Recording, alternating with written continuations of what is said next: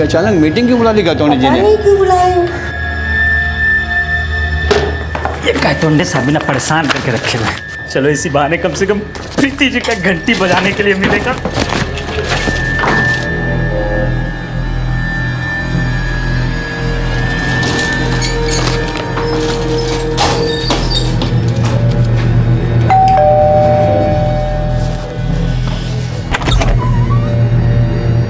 Hello प्रीति madam.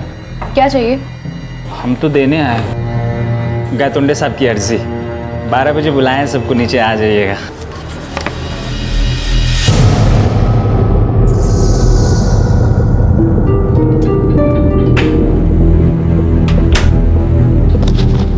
ये गायतोंडे समझता क्या आपने आपको? बैचलर है, कोई टेररिस्ट नहीं। और ऐसे कैसे निकाल देगा? अरे गायतोंडे का ऑर्डर टाटा कोर्ट से भयानक होता है। लगता है बोरी बिस्तर बांधने का वक्त आ गया।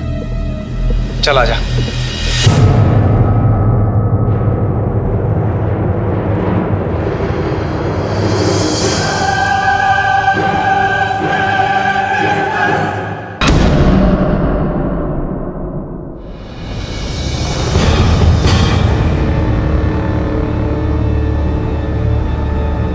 नमस्कार। आजकल हमारी सोसाइटी में जो अभद्रता चल रही है उसे रोकने के लिए सोसाइटी मेंबर्स ने डिसाइड कर लिया है कि आज के बाद किसी भी बैचलर भाड़ोत्री को अलाउ नहीं किया जाएगा। 30 दिन के अंदर अंदर सब बैचलर भाड़ोत्री को रूम खाली करना पड़ेगा। माना कि हम सभी अपने परिवार के साथ वहीं रहना चाहेंगे जहां के आसपास का माहौल सभ्य और शांतिपूर्ण हो, लेकिन किसी के व्यक्तित्व को परखने के लिए क्या आप पहले ये जानेंगे कि वो इंसान बैचलर है या शादीशुदा? शायद नहीं। तो फिर ये कैसे मान लिया जाता है कि बैचलर इंसान शादीशुदा के मुकाबले गैर जिम्मेदार होता है? ये केस एक हाउसिंग सोसाइटी में रहने वाली 2 सिंगल लड़कियों रेनू और प्रीति की एक ऐसी आपबीती से जुड़ा है जिन्हें उस सोसाइटी में रहने वाले बाकी बैचलर्स के साथ 1 महीने में फ्लैट खाली करने का नोटिस मिला था। लेकिन कुछ ऐसा हुआ कि इन आशियाना ढूंढने वालों की उम्मीदों का छप्पर भी गिर गया। सर, रितु पैराडाइज में हमारे 2 फ्लैट हैं। एक में हम खुद रहते हैं और दूसरा हमने इन दोनों लड़कियों रेनू और प्रीति को भाड़े पे दे रखा है। सर, अब सोसाइटी ने एक नया रूल बना दिया है कि किसी भी बैचलर को सोसाइटी में फ्लैट भाड़े पे नहीं दिया जाएगा। और सर, इसलिए 15 दिन पहले हमने इन दोनों लड़कियों को 30 दिन के अंदर फ्लैट खाली करने के लिए बोल दिया। लेकिन अब पिछले 2 दिन से इन दोनों के फ़ोन बंद आ रहे हैं। सर, हमें तो लगता है कि वो फ्लैट खाली करके चली गई हैं और डिपॉजिट का 1 लाख रुपए भी नहीं लिया उन्होंने। लेकिन अगर उन्होंने फ्लैट खाली किया होगा तो उनके किसी पड़ोसी या बिल्डिंग के वॉचमैन ने तो देखा होगा। आपने कंफर्म किया कि उन्होंने फ्लैट खाली किया भी है या नहीं? नहीं सर, किसी ने भी उन्हें फ्लैट खाली करते हुए नहीं देखा है। और सर, हमें फिक्र इस बात की हो रही है कि अगर उन्होंने फ्लैट खाली नहीं किया है तो वो पिछले 2 दिन से कहाँ गायब हैं? उनके फ़ोन क्यों बंद है? आपके पास उनके घर वालों का नंबर भी तो होगा, उनसे पूछा आपने? सर, एग्रीमेंट रेनू के नाम से है और उसका नेटिव एड्रेस नासिक का है, लेकिन उसमें किसी भी फैमिली वाले का नंबर नहीं है। और सर, जिस कॉल सेंटर में ये दोनों लड़कियां काम करती हैं वहाँ प्रीति ने मेरा number as a local guardian दे रखा है। वहाँ से मुझे फ़ोन भी आया था और उन्होंने मुझे बताया कि ये दोनों लड़कियाँ बिना इन्फॉर्म किए 2 दिन से ऑफिस भी नहीं आ रही हैं। आप दोनों लड़कियों का नंबर और बाकी जो भी डिटेल्स हैं आप लिखवा दीजिए, हम देखते हैं। चंदे आइए। शिंदे, अगर लड़कियों ने फ्लैट खाली किया होता तो अपना 1 लाख का डिपॉजिट छोड़ के नहीं जाती। और कोई तो बात होगी जो दोनों के नंबर ऑफ है। दोनों लड़कियों के नंबर की लास्ट लोकेशन निकालो और एक बार इनकी सोसाइटी होके आते हैं, क्योंकि ओनर की बात को एक बार कंफर्म करना भी जरूरी है। सर,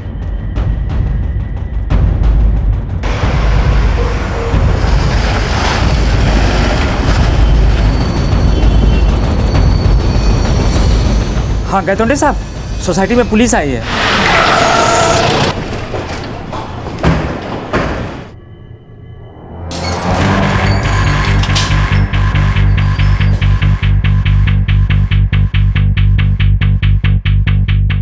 पिछले 2 दिन के अखबार।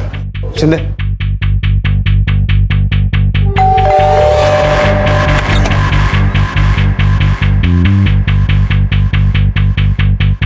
ये प्रीति और रेनू इसी फ्लैट में रहते हैं ना? जी सर। अभी कहाँ हैं दोनों? सर, मुझे कोई आइडिया नहीं, लेकिन इस फ्लैट के मालिक ऊपर वाले फ्लोर पे रहते हैं, शायद उन्हें पता हो। क्या बात है इंस्पेक्टर साहब, आप लोग यहाँ? आप कौन? मैं इस सोसाइटी का सेक्रेटरी अविनाश गायतोंडे। सर, हमने तो 30 दिन की मोहलत दी थी उनको। अब वो जल्दी फ्लैट खाली करके चली गई तो अच्छा ही है। बट आर यू श्योर कि उन्होंने फ्लैट खाली कर दिया है? आपने देखा उन्हें फ्लैट खाली करते हुए? सर मुझे तो फ्लैट के ओनर पुष्पा जी और शैलेश जी ने बताया। गायतोंडे साहब, हमें ऐसा लग रहा है, लेकिन ना तो वो हमें फ्लैट की चाबी देकर गई हैं और ना ही अपना डिपॉजिट लेके। अब इसमें सोसाइटी क्या कर सकती है? इसीलिए इन्होंने हमें इन्फॉर्म किया है, और हमने सुना है कि वो फ्लैट खाली करने का नोटिस आपकी वजह से ही गया। सर हमने नोटिस सिर्फ उनको ही नहीं, सारे बैचलर बढ़ोतरी को दिए थे। हाँ, ये प्रीति जो थी वो ज्यादा कुछ अय्यास थी मतलब? अब वो नहीं है? सर आप बोले हुए को क्यों पकड़ रहे हो? अब प्रीति थी या है, उससे सोसाइटी को क्या लेना देना? लेकिन उसके कैरेक्टर से लेना देना है। आपने कहा कि प्रीति अय्याश थी, क्या मतलब है इस बात का? मतलब ये कि सिगरेट पीना, शराब पीना, लड़केबाजी करना, सारे शौक रखती थी वो।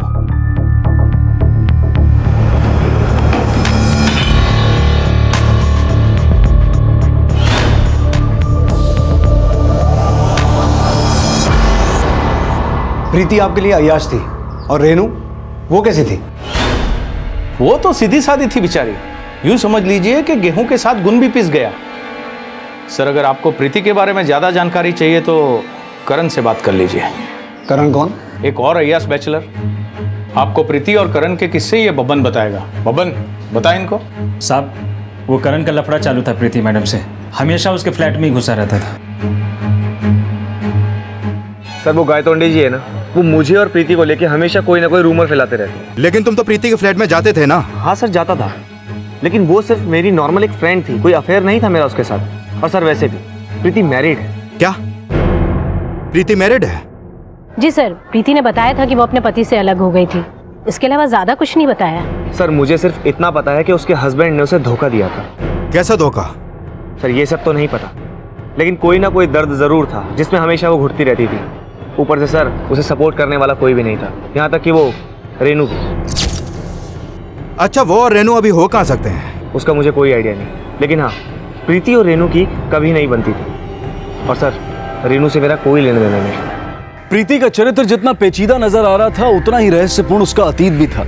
हालांकि गुमशुदा रेनू भी थी, लेकिन जो गुमशुदा बदनाम होता है उसकी गुमशुदगी को अक्सर किसी अपराध से जोड़कर जरूर देखा जाता है। लेकिन प्रीति और रेनू की गुमशुदगी किस अपराध से जुड़ी थी, यह अभी तक रहस्य बना हुआ था।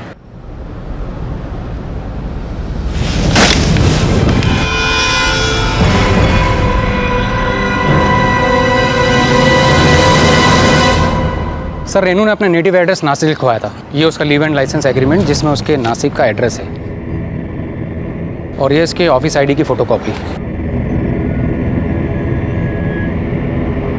अच्छा, गायतोंडे साहब ने जो प्रीति के बारे में बताया उसमें कितनी सच्चाई है? सर रेणु और प्रीति में हमें कोई बुराई नज़र नहीं आई, और गायतोंडे जी के नज़रिए पे हमें विश्वास नहीं। उन्हीं के कारण तो सारे बैचलर्स को सोसाइटी में से निकलना पड़ रहा है सर। चंदे, रेनू के इस नासिक वाले एड्रेस का रजिस्टर्ड फ़ोन नंबर निकालो और इन दोनों लड़कियों के ऑफिस जाओ। हो सकता है वहाँ से प्रीति के पति और उसके पेरेंट्स का एड्रेस भी मिल जाए। सर। गायतोंडे साहब, गायतोंडे साहब। क्या है? बराबर बोले थे ना। ठीक है, जाओ। नहीं, हम तो ठीक है, आप तो ठीक है ना? क्यों? क्या बकवास कर रहा है तू? बब्बन बकवास भी शांत पत्ती से करता है, ध्यान रखिएगा थोड़ा, बहुत वफादार हैं हम आपके।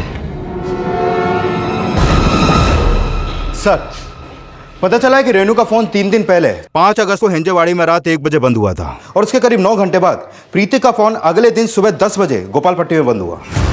रेनू का फ़ोन बंद हुआ रात को 1 बजे और प्रीति का अगले दिन सुबह 10 बजे।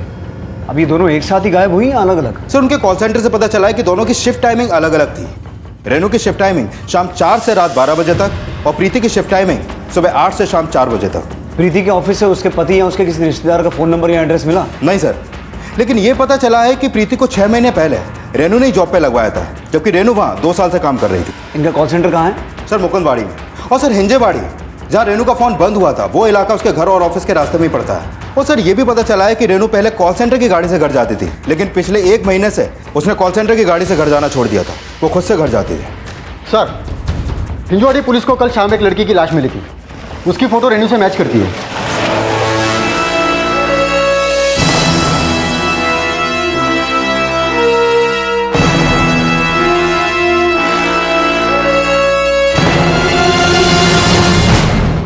सर हिंजेवाड़ी पुलिस ने बताया है कि क्राइम सीन के आसपास इसका पर्स, मोबाइल या कुछ भी सामान नहीं मिला। इसका मतलब है इसे मारने वाले ने इसका सामान गायब कर दिया ताकि इसकी पहचान ना हो सके। लेकिन सर, जिस नाले के पास रेनू की लाश मिली, वहां से कुछ ही दूरी पर लोकल पुलिस को एक पत्थर मिला था जिस पर खून के निशान थे। तो हो सकता है शिंदे कि उसी पत्थर से इसे मारा गया हो और फिर इसे मारने के बाद इसकी बॉडी को नाले के पास डंप कर दिया गया हो। हिंजेवाड़ी पुलिस से कहो कि उस पत्थर की फोरेंसिक और इसकी पोस्टमार्टम रिपोर्ट आने के बाद हमसे शेयर करें। Okay sir.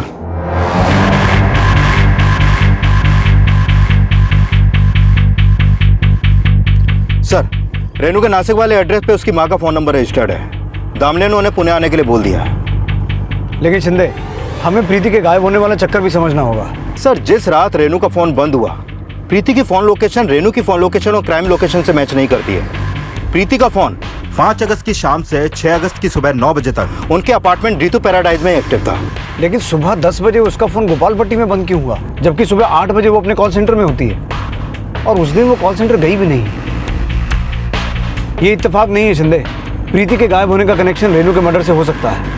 पुणे की ऋतु पैराडाइज हाउसिंग सोसाइटी के फ्लैट नंबर 303 में रहने वाली रेनू की हत्या होना और उसकी रूममेट प्रीति का अचानक गायब हो जाना यह शक खड़ा कर रहा था कि क्या प्रीति रेनू की हत्या करके फरार थी। अगर ऐसा था तो फिर प्रीति अब कहां थी, ये जानने के लिए पुलिस प्रीति तक पहुंचने के हर संभव प्रयास कर रही थी और इन्वेस्टिगेशन की इसी कड़ी में प्रीति के चरित्र से जुड़े नए अध्याय सामने आने वाले थे।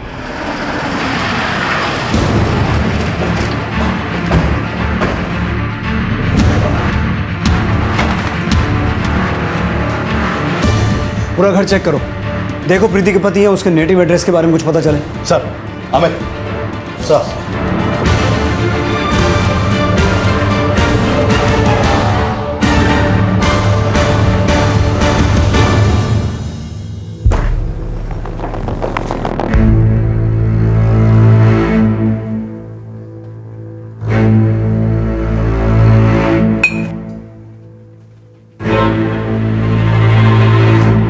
सर,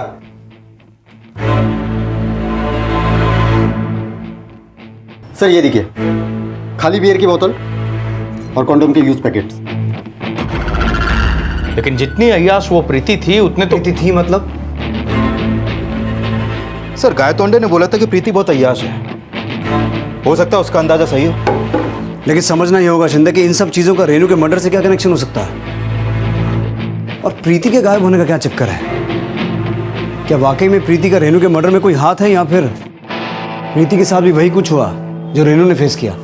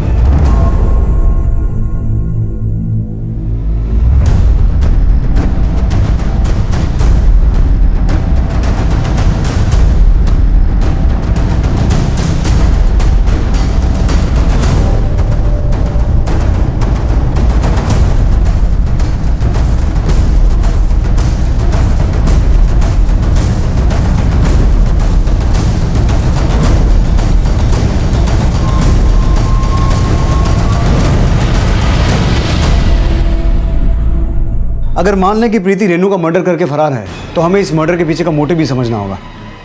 एक काम करते हैं, प्रीति और रेनू के बारे में पूरी सोसाइटी में पूछताछ करते हैं। तुम गोपालपट्टी में जहाँ से प्रीति का फ़ोन बंद हुआ था वहाँ से प्रीति के बारे में पता लगाने की कोशिश करो और प्रीति के कॉल रिकॉर्ड चेक करना, उसमें कोई गोपालपट्टी का नंबर रजिस्टर्ड है क्या। Okay sir. सर ये देखिए, अंदर प्रीति का ऑफिस आईडी मिले और साथ में कुछ फोटोज मिले।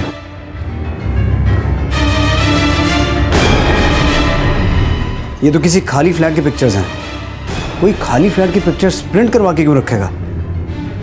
और अगर प्रीति का आई कार्ड यहाँ पर है तो इसका मतलब ये हुआ कि 5 अगस्त को प्रीति घर से ऑफिस के लिए नहीं निकली थी।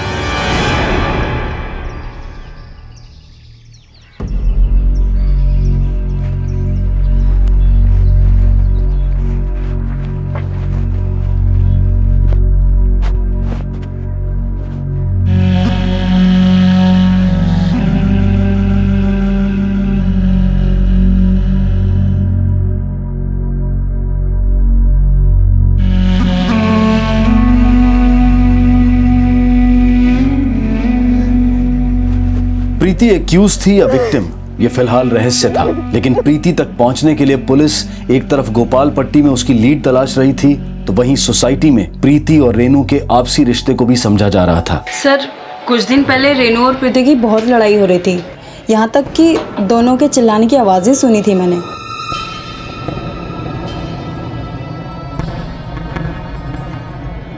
सर, मैं तो दोनों से ही दूर रहती थी, और खास करके उस प्रीति से। वो मुझे फूटी आग भी नहीं भाती थी। ऐसा क्यों? वो लड़की बहुत अय्याश थी, यहाँ तक कि वो मेरे पति को भी अपने जाल में फांसने की कोशिश कर रही थी। सर, दोनों लड़कियां काफ़ी फ्रैंक थी और घर से निकलते वक्त अक्सर हाय हेलो हो जाती थी। लेकिन तुम्हारी बीवी तो कुछ और ही कर रही है। सर, पूरी सोसाइटी प्रीति को कैरेक्टरलेस समझती थी, शायद इसीलिए उसे गलतफहमी हो गई थी। तो तुम्हें प्रीति कैरेक्टरलेस नहीं लगती? I am not sure sir, और वैसे भी उसके बारे में हमें ज़्यादा नहीं पता, लेकिन करण और उमार अक्सर उसके घर आते जाते थे। करण और उमार? करण से तो हम मिले हैं, उमार कौन है? करण का रूममेट सर। सर, मैं तो कभी कभी करण के साथ ही वहाँ चला जाता था। वो लोग भी अकेले रहते थे और हम भी सर, इसीलिए एक दूसरे की कंपनी शेयर कर लेते थे। किस तरह की कंपनी शेयर करते थे? बस सर, ऐसे ही गायतोंडे जी हम बैचलर से बहुत चिढ़ते थे सर, यही सब हम मिलकर शेयर करते थे। देख लेना, ये गायतोंडे सोसाइटी में बैचलर्स को रहने नहीं देगा। मैंने सुना सारे फ्लैट ओनर से पर्सनली मिलके कोई नया रूल लाने वाला है। सर, फिर थोड़े दिन में रूल सामने आ गए, इसकी वजह से हम लोगों को 12 दिन में ये फ्लैट खाली करना, और अभी तक नया फ्लैट भी नहीं मिला। फ्लैट तो प्रीति और रेनू को भी खाली करना था। उन्होंने कोई दूसरा फ्लैट देख रखा था? सर, इसका मुझे कोई आइडिया नहीं सर। मुझे तो ये खुद समझ में नहीं आ रहा कि रेनू के मर्डर और प्रीति के गायब होने का क्या चक्कर है।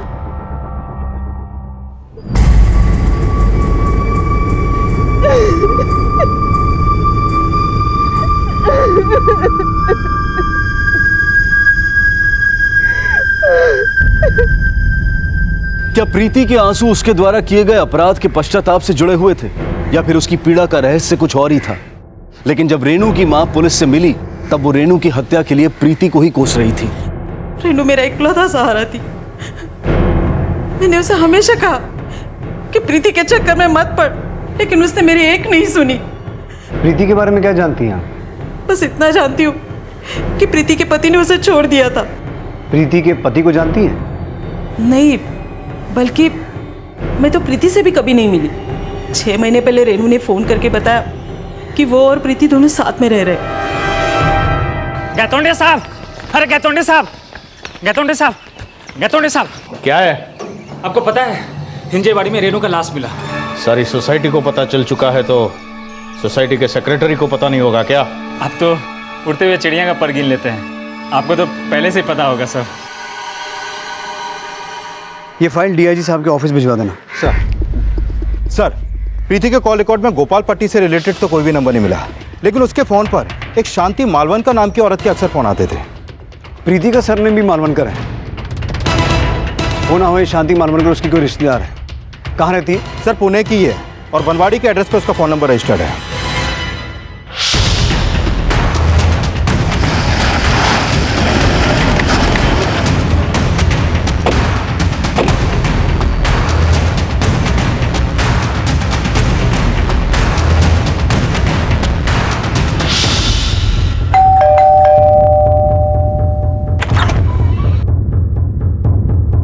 आप शांति मालवनकर?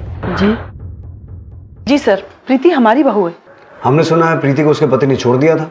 नहीं सर, बल्कि वो मनीष से नाराज होकर खुद ही घर छोड़ के चली गई। प्रीति, मेरी बात सुन बेटा। बेटा, ऐसे घर छोड़ के मत जा। देख, मुझे बताइए, मैं सब कुछ ठीक कर दूंगी। आई, ऐसा कुछ भी नहीं है जो आप ठीक कर पाएंगी। प्रीति, प्रीति। मनीष, ऐसा क्या हुआ था तुम दोनों के बीच कि तुम्हें छोड़ के चली गई? सर, अब मैं क्या बोलूँ, उसको मेरी हर चीज़ से प्रॉब्लम थी, हर छोटी छोटी बात को तूल देती थी। वो आप लोगों को छोड़ के चली गई, लेकिन शांति जी आप फिर भी उसको फ़ोन करती थी? जी सर, क्योंकि मैं ये चाहती हूँ कि वो सारी पुरानी बातों को भूल करके घर वापस आ जाए, इसीलिए मैं उसे कॉल किया करती थी। लेकिन 3 दिन से तो उसका फ़ोन बंद है, और हमें उसकी दोस्त रेनू जिसके साथ वो रहती थी उसकी लाश मिली है। क्या उसकी दोस्त मर गई? जी, और हमें शक है कि प्रीति ही उसका मर्डर करके फरार है। नहीं सर, ऐसा नहीं हो सकता। मेरी प्रीति ऐसा नहीं कर सकती। अरे वो किसी को मारना तो दूर, किसी का दिल तक नहीं दुखा सकती है।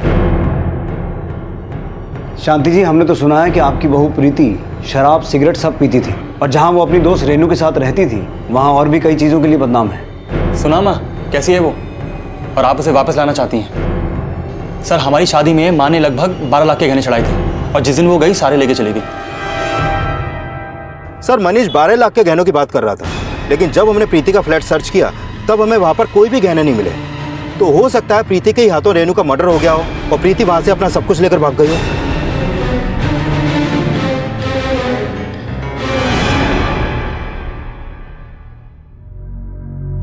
प्रीति का डिवोर्स नहीं हुआ था, लेकिन वो अपने पति से अलग रह रही थी। प्रीति का पति को छोड़ना, ससुराल द्वारा दिए गए गहनों के साथ वहां से चले जाना और जहां वो रह रही थी वहां उसके चरित्र पर उठे सवालों का रेनू की हत्या से क्या कनेक्शन था, यह अब भी साफ नहीं था। और जब पुलिस ने रेनू और प्रीति के ऑफिस में पूछताछ की तो रेनू और प्रीति की आपसी अनबन की कोई वजह सामने नहीं आई। लेकिन रेनू की पोस्टमार्टम रिपोर्ट के बाद रेनू मर्डर केस के नए समीकरण जोड़ने की कोशिश की जाने लगी। ये रेनू की पोस्टमार्टम रिपोर्ट। इस रिपोर्ट के मुताबिक उसकी मौत सर पे हुए वार की वजह से हुई और उसकी हत्या 4 अगस्त की रात 1 बजे के आसपास ही हुई, जब उसका फोन बंद हुआ। रेनू उस रात 12 बजे कॉल सेंटर से निकली थी। इससे पहले वो कॉल सेंटर की गाड़ी से अपने घर जाती थी, लेकिन फिलहाल वो कॉल सेंटर की गाड़ी का इस्तेमाल नहीं कर रही थी। तो पता करो शिंदे, अगर वो कॉल सेंटर की गाड़ी का इस्तेमाल नहीं कर रही थी तो इतनी रात को अपने घर जाती कैसे थी? क्योंकि ये बात तो तय है कि उसकी हत्या कॉल सेंटर से घर जाते समय ही हुई है। Okay sir. सर, रेनू और प्रीति जिस बिल्डिंग में रहते थे वहाँ का वॉचमैन बबन आया, आपको कुछ बताना चाहता है। बुलाओ। नमस्ते साहब। बोल बबन। हमको लगता है कि रेनू मैडम के मौत से ये गायतोंडे साहब का कुछ न कुछ तो लेना देना है। मतलब? रेनू मैडम रोज रात को 1 सवा 1 बजे बिल्डिंग में आती थी, लेकिन गायतोंडे साहब रोज रात को तब तक रुकते थे जब तक रेनू मैडम आ नहीं जाती थी। और जिस दिन रेनू मैडम गायब हुई है ना, उस दिन वो घर पे थे ही नहीं। सुबह 4 बजे आए कहीं बाहर से।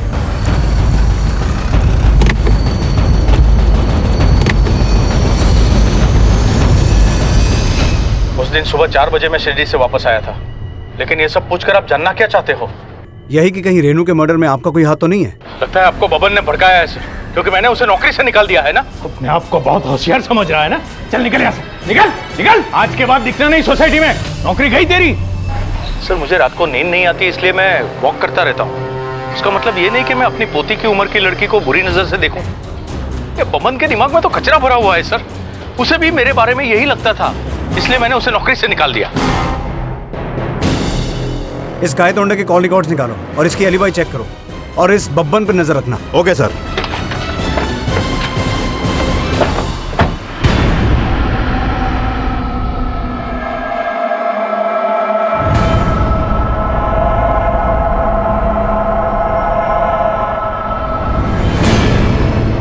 सोसाइटी के सेक्रेटरी अविनाश गायतोंडे के साथ साथ उसके खिलाफ बयान देने वाला बब्बन और सोसाइटी के बाकी सस्पेक्ट्स पुलिस की नजर में थे।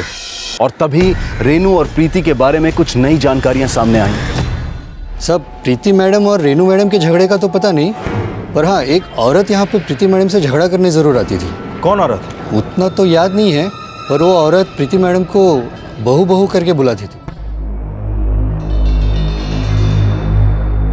प्रीति, प्रीति बहू, बहू घर चलो। कैसी हो तुम? सुनो सुनो प्रीति। सब वो औरत प्रीति मैडम के लिए घंटों इंतजार करती थी, लेकिन प्रीति मैडम उसे अवॉइड करके चली जाती थी। हाँ सब, यही औरत थी सब। मैं ये चाहती हूँ कि वो सारी पुरानी बातों को भूल करके घर वापस आ जाए। अच्छा, पहले रेनू कॉल सेंटर की गाड़ी से घर जाती थी, लेकिन ऑफिस से पता चला है कि अभी कुछ दिनों से रेनू कॉल सेंटर की गाड़ी से घर नहीं जा रही थी। क्या ये सही है? हाँ सब, वो तो बाइक से जाती थी सब। रेनू के पास बाइक थी? नहीं सब, उसके पास तो बाइक नहीं थी, पर एक लड़का उसे लेने आता था, वो उसके बाइक में बैठ के जाती थी सब। कौन सा लड़का रेनू को लेने आता था? अब सब उतना तो याद नहीं है, पर उसका बाइक एकदम अनोखा था सब, एकदम स्टाइल वाला। VIP नंबर था 4000, इसलिए याद रह गया।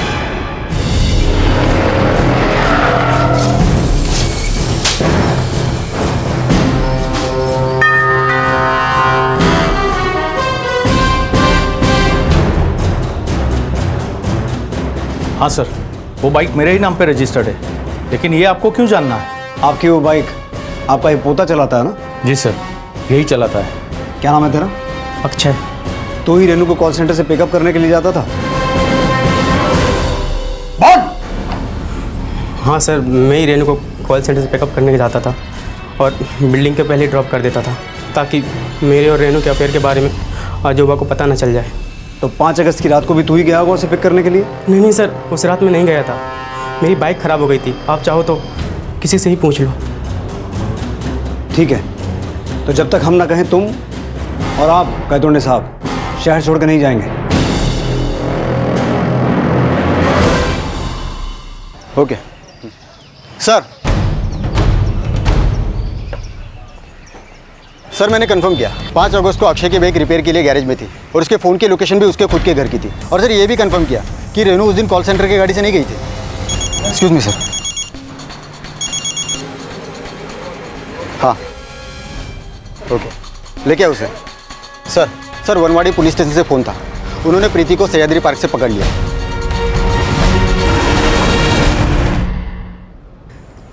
सर मुझे नहीं पता रेनू को किसने मारा। मैंने कुछ नहीं किया। अगर तुमने कुछ नहीं किया तो इतने दिनों से गायब क्यों थी? सर मैं तो खुद से भाग रही थी। मेरा बस चलता तो मैं तो सुसाइड ही कर ली थी, लेकिन मुझ में तो इतनी भी हिम्मत नहीं थी कि मैं खुद को मार सकूं। चलो मान लिया कि तुमने रेणु को नहीं मारा, लेकिन तुम्हारे साथ ऐसा क्या हुआ जो तुम आत्महत्या करना चाहती थी? मैं आपके सामने हाथ जोड़ती हूँ, आप प्लीज मुझसे कुछ मत पूछिए। जवाब तो देना पड़ेगा प्रीति। तुम्हारे पति का कहना है कि तुम अपने ससुराल से 12 लाख के गहने लेके गई।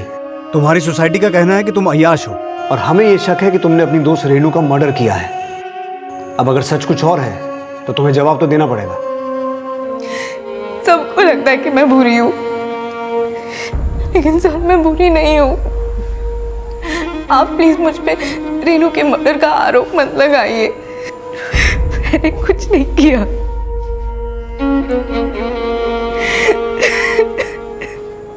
सर ये तो कुछ भी क्लियर नहीं बोल रही है, कहीं कोई ड्रामा तो नहीं कर रही? हो सकता है शिंदे, मान लो इसने रेनू को नहीं मारा है, लेकिन इसके साथ ऐसा क्या हुआ है जो हमें बताना ही नहीं चाहती? सर गायतोंडे के पोते अक्षय पे किसी ने जानलेवा हमला किया है। सिटी हॉस्पिटल में एडमिट है।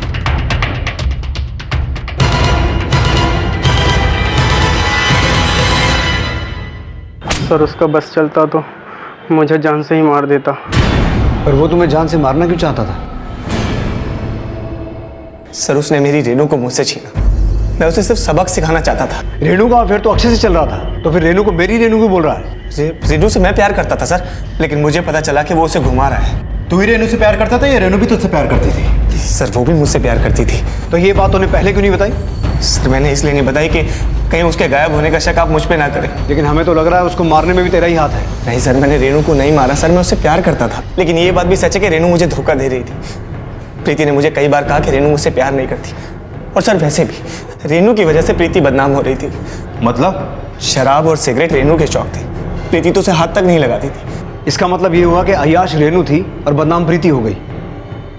एक बात बता, तुझे क्या लगता है तेरे और अक्षय के अलावा रेनू का अफेयर और किससे हो सकता है? सर उनके फ्लैट में उमर और सिद्धार्थ भाई आया जाया करते थे सबको, और मुझे ये लगता था कि वो प्रीति से मिलने जा रहे हैं। लेकिन अब लगता है कि उनका अफेयर भी रेनू से होगा।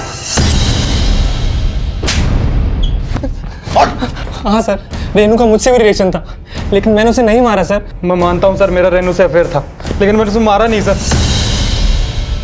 सर इन सब का रेनू के मर्डर में हाथ हो सकता है, लेकिन इनमें से किसी के भी खिलाफ अभी तक हमारे पास कोई एविडेंस नहीं है। और प्रीति भी बार बार यही दोहरा रही है कि उसने रेनू को नहीं मारा।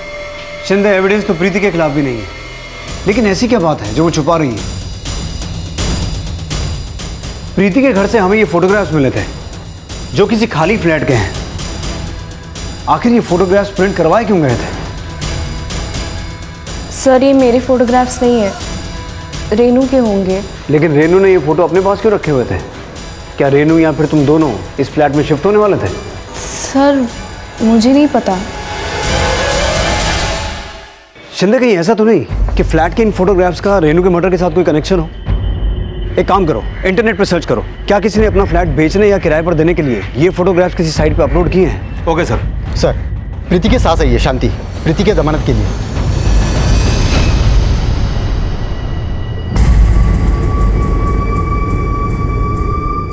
प्रीति बेटा, तू ठीक तो है ना? प्रीति, इन्होंने तुम्हारी जमानत करवा दी है, तुम जा सकती हो। सर आप चाहे मुझे जिंदगी भर जेल में रख दो, लेकिन मैं इनके साथ नहीं जाऊंगी। ये तो क्या कह रही है बेटा? अगर मेरे मनीष से कोई गलती हुई है ना तो उसकी तरफ से मैं तुमसे 1000 बार माफी मांगने के लिए तैयार हूँ, लेकिन ऐसा मत बोल बेटा। चल मेरे साथ घर चल। आई मेरे पास कोई गहने नहीं है, मैं कंगाल हूँ। मेरी धन दौलत सब तो ही है बेटा। चल चल बेटा चल। इसे हॉस्पिटल लेके जाओ जल्दी।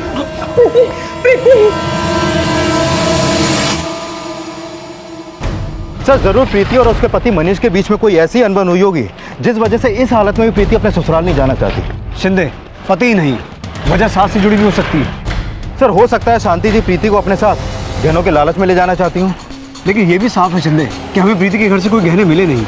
अब या तो उसने वो गहने कहीं छुपा दिए हैं या फिर बेच दिए हैं। कैसे भी करके ये पता करो कि प्रीति उस दिन वहाँ गोपाल भट्टी में कहाँ थी, और पुणे में जितने भी पुराने गहने खरीदने वाले सुनार हैं सबसे पूछताछ करो। पुलिस अब प्रीति के उन 12 लाख के गहनों का राज पता कर रही थी जो वो अपने पति के घर से लाई थी। वहीं इन्वेस्टिगेशन के दौरान प्रीति के घर से मिले उस फ्लैट के फोटोग्राफ से जुड़े खुलासे में कुछ नए समीकरण सामने आए। सर इस एड में जो फोटोग्राफ्स अपलोडेड हैं ये वही फोटोग्राफ्स हैं जो हमें प्रीति और रेनू के फ्लैट में मिले थे, लेकिन सर ये ऐड सेल के लिए है। प्रीति ने हमें कहा था कि ये फोटोग्राफ्स रेनू के हैं, तो क्या रेनू ये फ्लैट खरीदना चाहती थी? लेकिन रेनू का फाइनेंशियल स्टेटस इतना अच्छा नहीं था कि वो फ्लैट खरीद सके। लेकिन शिंदे, अगर रेनू ने ये प्रिंट निकाले थे तो किस मकसद से? सर भीमनगर के अभिनंदन ज्वेलरी शॉप पे 2 अगस्त को प्रीति ने अपने गहने बेचे थे और ज्वेलर्स ने उन गहनों के 12.5 लाख रुपए कैश प्रीति को दिए थे। 12.5 लाख? अगर 2 अगस्त को उसके पास 12.5 लाख रुपए कैश था तो कैश गया कहाँ? सर कहीं ऐसा तो नहीं कि रेनू ने प्रीति को चीट किया हो? उसने उस फ्लैट के फोटोग्राफ्स दिखाकर प्रीति से पैसे हड़प लिए और शायद इसी वजह से प्रीति के हाथों रेनू का मर्डर हो गया हो। ऐसा माना जा रहा था कि कहीं रेनू की हत्या प्रीति को दिए गए पैसों के धोखे से तो नहीं जुड़ी थी, और जल्द ही प्रीति की चुप्पी की वजह का एक चौंका देने वाला राज सामने आया। सब प्रीति का रेप हुआ है, उसके प्राइवेट पार्ट्स पर इंजरी मार्क्स हैं। प्रीति चुप रह के क्या साबित करना चाहती हो? तुम बता क्यों नहीं रही हो कि तुम्हारे साथ किसने? सर प्लीज आप मुझसे कुछ मत पूछिए। लेकिन ऐसी क्या मजबूरी है जो तुम चुप रहकर अपने ही अपराधी को बचा रही हो? क्या तुम्हारी सोसाइटी में से किसी ने तुम्हारे साथ? सर प्लीज आप मुझे मेरे हालात पे छोड़ दीजिए। प्रीति की चुप्पी इस केस को और भी जटिल बना रही थी, और अंदाजों के आधार पर प्रीति की सोसाइटी में रहने वाले लड़कों को प्रीति रेप केस का सस्पेक्ट मानकर पूछताछ की जा रही थी। सर मैंने प्रीति के साथ कुछ भी नहीं किया, ट्रस्ट मी सर। तुमने सिर्फ उसका रेप ही नहीं, उसके 12.5 लाख रुपए भी चुराए हैं। सर मैंने कोई पैसे नहीं चुराए, ना तो मैंने प्रीति के साथ कुछ किया है और ना ही रेनू के साथ। पूछताछ की इस कड़ी में रेनू और प्रीति के फ्लैट ओनर द्वारा सिक्योरिटी गार्ड बब्बन पर भी शक जताया गया। सर प्रीति कई बार बोलती थी कि बब्बन उसको बुरी नज़र से देखता है, और मैंने उसकी कंप्लेंट गायतोंडे से भी की थी, लेकिन वो तो प्रीति को ही गलत बोलने लगे। साहब बोलते हैं साहब, हम मानते हैं कि प्रीति मैडम हमको बहुत अच्छी लगती थी, लेकिन हम तारने के अलावा और कुछ किया ही नहीं है। सही बता रहे हैं साहब, हमको तो लगता है ये गायतोंडे साहब ने ही प्रीति मैडम के साथ ये सब किया है। ऐसा कैसे कह सकते हैं आप? बिना किसी सबूत के अगर दोबारा मुझ पर इल्जाम लगाया तो मानहानि का केस कर दूंगा मैं। सर कहीं ऐसा तो नहीं कि प्रीति का रेप और वो 12.5 लाख रुपए गायब होने के पीछे प्रीति के पति का ही हाथ हो, और शायद इसी वजह से प्रीति अपनी सास के साथ जाने से घबरा रही थी? हो सकता है। प्रीति के पति को बुलाओ, एक बार उससे भी अच्छे से पूछताछ कर ही लेते हैं। Okay sir. सर मैं प्रीति से पिछले 6 महीने से नहीं मिला हूँ और आप मुझ पर यह एलिगेशन लगा रहे हैं। अभी तो सिर्फ एलिगेशन लगाए हैं, जरूरत पड़ी तो डंडे भी लगाएंगे। रेप एक्यूज को कैसे पीटा जाता है तुझे अंदाजा नहीं है? सर मैं प्रीति क्या किसी का रेप नहीं कर सकता। मैं नपुंसक हूं सर। अगर तुम नपुंसक हो तो तुमने प्रीति से शादी की क्यों? मैं किसी से शादी करना नहीं चाहता था सर, लेकिन आई ने मेरी शादी जबरदस्ती प्रीति से करा दी। आई को मेरे बारे में कुछ नहीं पता। शादी के बाद मैं प्रीति के सामने शर्मिंदा नहीं होना चाहता था, इसलिए मैं उससे दूर रहने के बहाने ढूंढने लगा। मैं उससे जानबूझ के झगड़ा करता था।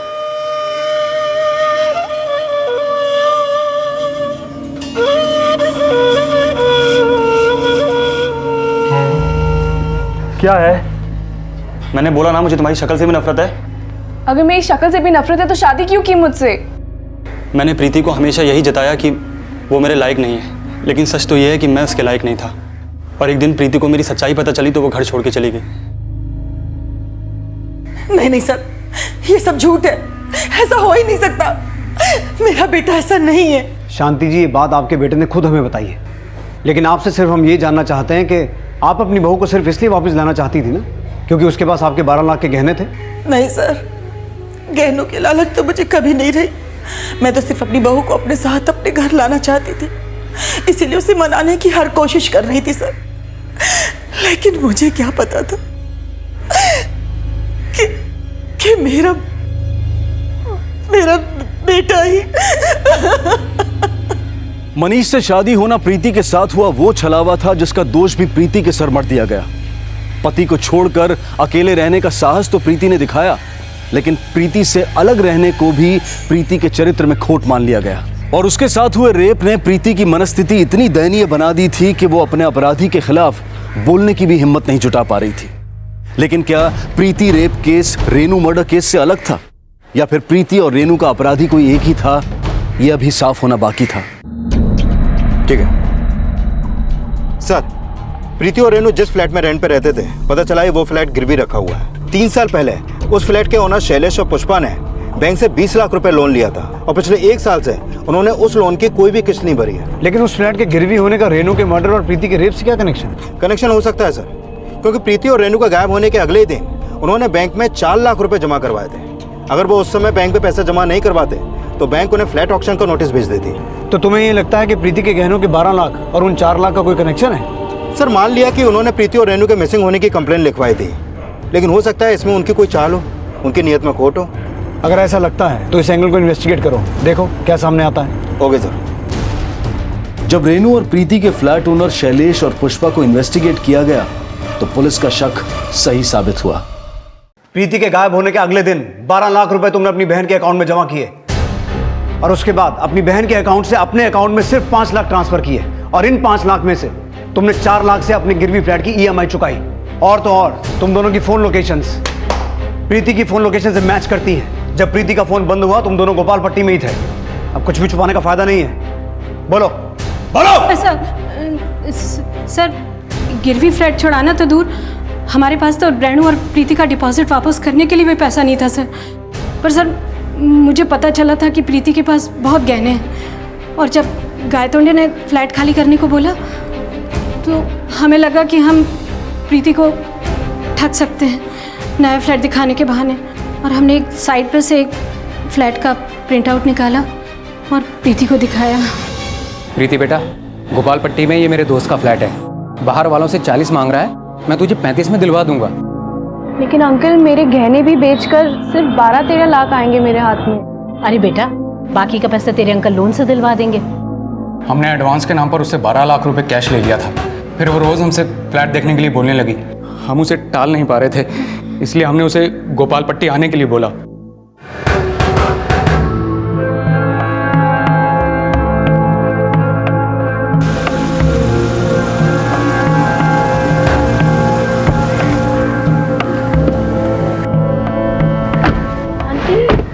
ये कहाँ आए हम?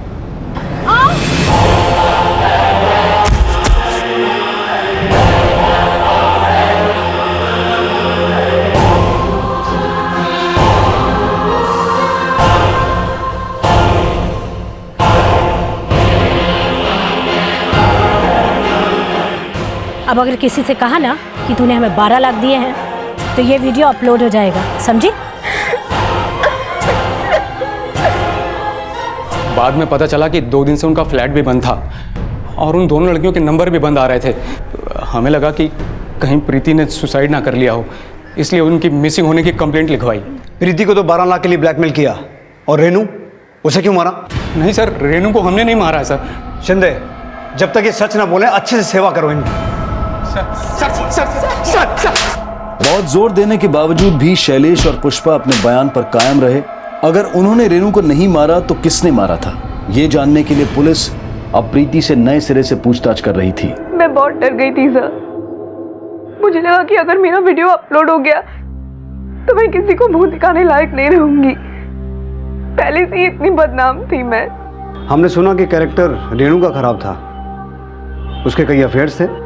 हाँ सर, लेकिन वो जैसे भी थी दिल की बुरी नहीं थी। उसने हमेशा मेरी मदद की। लेकिन उसकी वजह से तुम्हें सोसाइटी में बदनामी भी तो मिली। देख रेनू, मैं तुझे ब्लेम नहीं कर रही हूँ, लेकिन जब लोग मेरे कैरेक्टर पे उंगली उठाते हैं ना, तब मुझसे सहन नहीं होता। दुनिया वालों की बात एक कान से सुनकर ना दूसरे कान से निकाल देनी चाहिए। तू जैसे सोचती है वैसे मैं नहीं सोच पाती। तो तू क्या चाहती है? अपने पति के पास वापस जाना चाहती है? बदनाम होके रहने से तो बेहतर ही है कि मैं घुट घुट के जी लूं।